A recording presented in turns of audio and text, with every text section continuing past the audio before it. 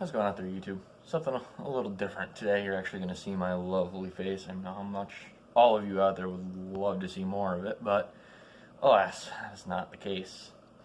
Anyway, before jumping headfirst into this topic, I'm going to lead out with A, this isn't scripted, in case you couldn't tell. B, I will be doing another video, hopefully being done by the end of this week, but we shall see. Anyway, moving on to more pressing matters. Tim Pool mentioned something along the lines of, this is obviously not verbatim, but of who to vote for when liberals and liberals and Republicans push you so far away with either idiotic policies, more spending, higher taxes, whether it be on the rich or the poor or anybody in between, and of course the almighty getting rid of as many freedoms as possible under the guise of the greater good. The reality of the situation is the answer to that question isn't as simple as, oh, you can vote for this party or you can vote for this guy, because, well, quite frankly, the letters in front of their names really doesn't change a whole lot about the person.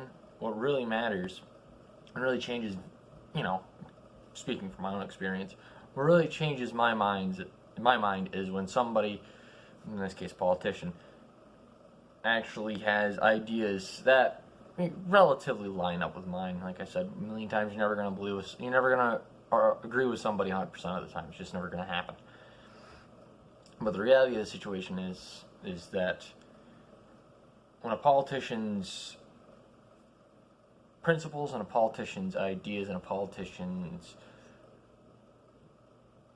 avenue to legislation is relatively close, if not what I perceive to be the same as mine, that person will get my vote. For example, I'm voting for Larry Sharpe for New York governor, but the governorial issue revolving Como is a bit of a sore topic for me as I live in New York, but that is a topic for another video. I was just saying as an example. And that comes not simply because he's a libertarian, quite frankly. It does help a lot. I expect libertarians to have a certain set of ideals, but more on that later. The reality is, to put it into words and to put it into actions are two separate things. See, when somebody says that they want to do something and they do the exact opposite, the fact that they said that they were going to do it didn't affect them actually doing it. So when it comes to politicians, you may agree with them, and you come to find out once they have access to power or in the particular seat of power or political position that they wanted to be in. Let's be fair, political position is a seat of power, even regardless of how mundane it happens to be. Even if you're a mayor of a small town, you still have power. But the more that you step outside of, oh, I'm voting for this person because he's a Republican, or I'm voting for this person for a Democrat, or I'm voting for this person for name a reason. Once you step out of that and actually start looking at their values and their ideas and the legislation, etc., that I mentioned before, is what they want to do and have done, if they're rerunning or have ran before, do you agree with it or do you not agree with it? Because if you don't agree with it, then why the hell are you voting for that person? Even if you always vote Democrat and that person's a Democrat, why would you vote for them? Just because they have a letter in front of their name or behind their name? It doesn't change what they want to do or the things that they want to impose upon the people. You're just voting based upon partisan at that point. So the reality of the situation, bringing it back to Tim Pool, the original, or this, offshoot from in my head, because this is very, like I said before, unscripted, but it's very kind of, what's the word I'm looking for? Very spur of the moment for me. And the question that Tim Pool had asked, like, who do I vote for when I'm disenfranchised with both sides, the answer is actually relatively simple. Just vote for the person that actually puts into action the things that you want. And keep in mind, an open mind, if you will, that like I said before, you're never going to agree with somebody 100%. So even if that person has certain ideas that you dislike, would you weigh those ideas higher than the other ideas about that person that you do like? For example, I am more concerned about a politician's stance on foreign policy, and particularly in regards to war and interventionism. That holds a higher note in my head than somebody who is, staunchly pro-life or staunchly pro-choice.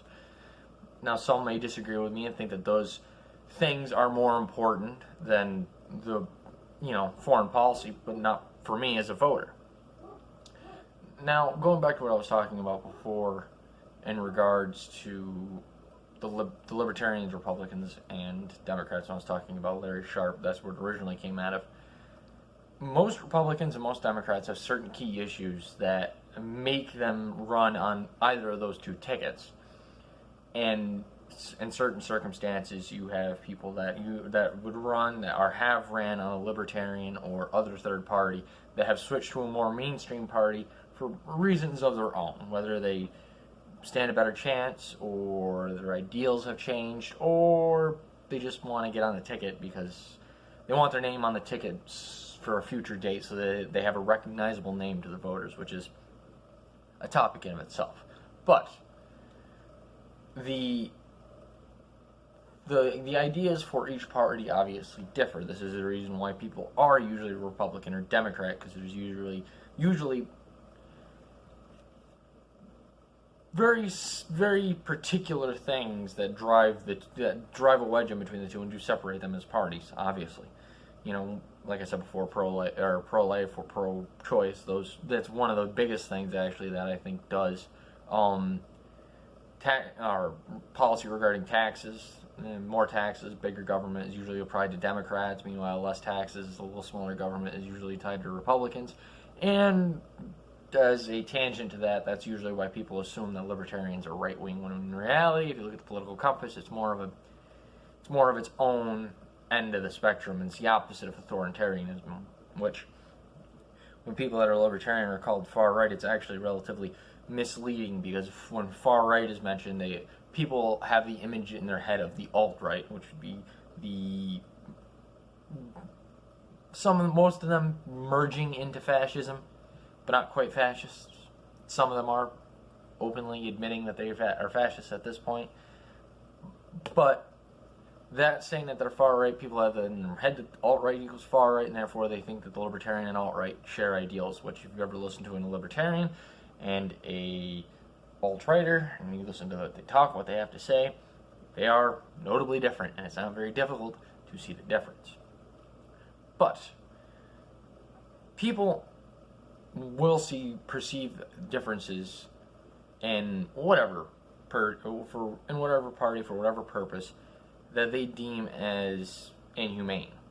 And you see this a lot with to a more obvious extent the far left individuals that will try to make it out that, like, those that are on the right side of things or not as left as they are inherently evil and vindictive and cruel, and will respond with most of ideas thrown out by these people with absolute vitriol, regardless of the individual's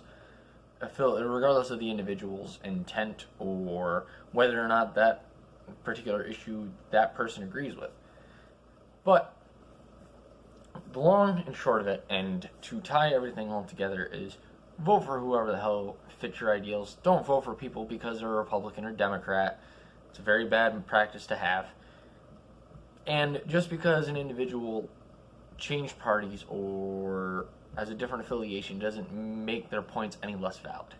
So, with that, I will leave you, and I have to go back to work. So, have a wonderful morning, afternoon, evening, and or night, and I will see you cunts, well, hopefully this weekend.